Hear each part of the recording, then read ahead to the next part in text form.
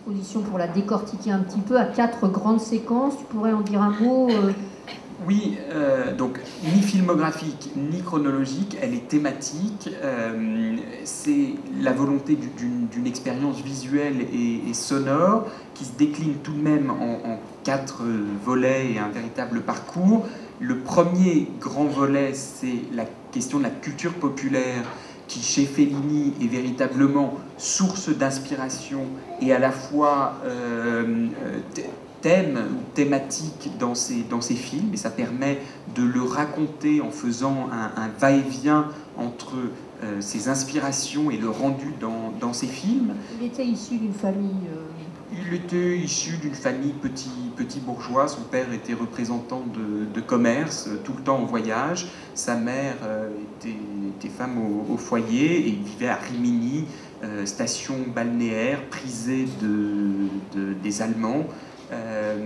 Et symptomatique de la ville de province italienne qui mettra en scène dans les Vitelloni et plus tard dans Amarcord, qui est reconstruite à Cinecittà, mais qui est totalement inspirée de Rimini. Et puis les 3 autres volets, pour être très rapide, qui permettent de revenir sur la même histoire et de la raconter différemment, c'est Fellini à l'œuvre, ce Fellini au travail, mais c'est Fellini au travail qui fait œuvre, qui fait son œuvre, donc elle s'appelle tout simplement Fellini à l'œuvre. Le 3e temps, pour reprendre, pour plagier le titre de l'un de ses films, c'est La Cité des femmes, qui permet de revenir sur sa relation aux femmes et un tout petit peu à la place de l'homme. C'est le corollaire nécessaire, mais de Casanova c'est une toute petite chose, mais quand il s'attaque à Casanova, il le maltraite, Casanova, et Marcello Mastroianni, qui est son double à l'écran sur 6 ou 7 films. Et puis on finit par un dernier volet qui s'appelle L'invention biographique et qui permet là à nouveau de revenir sur les mêmes idées, mais un peu selon un principe cinématographique où on arriverait à montrer le champ et le hors-champ.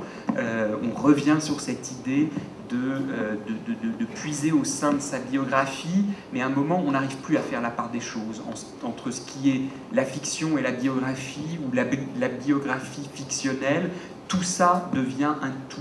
La vie de Fellini, c'est aussi son œuvre. Alors, est-ce que quand tu as commencé à travailler sur cette thématique, tu savais que tu aurais autant de documents, parce qu'il y a des archives incroyables, tu as retrouvé en plus des choses qu'on ne connaissait pas, donc tout ça c'est...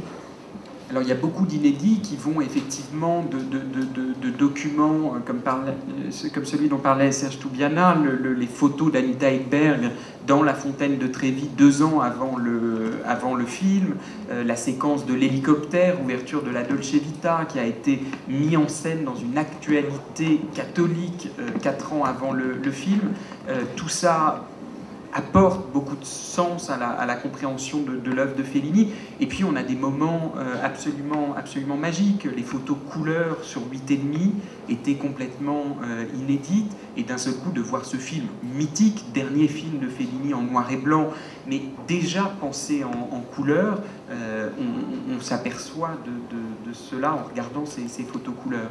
De la même manière, toujours pour parler de la couleur, il y a quelques photos prises en couleur sur la Dolce Vita, et notamment cette scène mythique du baiser dans la fontaine, que l'on connaît tous, mais en noir et blanc. On en a retrouvé une photo couleur. C'est notamment l'affiche de l'exposition que vous voyez en ce moment dans le métro, et puis surtout vous avez l'œuvre originale dans l'exposition.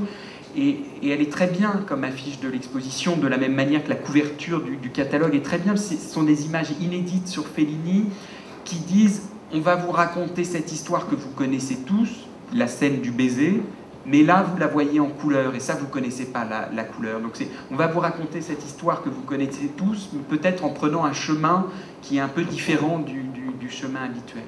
Et juste pour raconter peut-être un peu les coulisses de cette recherche, sur cette photo en couleur de la Dolce Vita, qui pour moi, quand j'ai trouvé ça, était un moment de bonheur, de magie pure.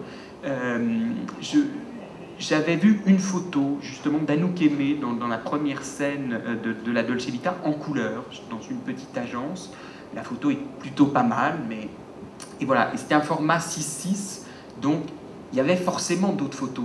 Un rouleau, c'est au minimum 12, il y avait d'autres photos, et je les ai cherchées pendant des années. À chaque fois que j'arrivais dans un fond, dans les archives d'un vieux photographe, dans une vieille agence romaine, je posais la question. Et je me suis aperçu que le problème, c'était pas nécessairement d'aller dans tous ces endroits, il fallait y aller aussi, mais en plus, il fallait poser la bonne question. Et je suis allé 10 fois dans la même agence à Rome, où j'ai trouvé beaucoup de choses formidables, et où je parlais avec le type en lui demandant, mais les photos couleurs de la Dolce Vita, j'en ai vu une, il doit y en avoir d'autres. Puis à un moment, je lui ai dit, la 10e fois, je lui ai dit, elles sont où les photos couleurs de la Dolce Vita? Il m'a dit, bah, elles sont là. Et il est parti dans les coulisses de sa boutique, il a disparu 20 minutes, et au bout de 20 minutes, il est revenu avec une enveloppe. Et de l'enveloppe, il a sorti une série de diapositives, parce qu'à l'époque, on faisait ça en diapositives, ça n'avait jamais été tiré, les fameux Ekta. Et il y avait 8 photos en couleur de la Dolce Vita, dont celle du baiser.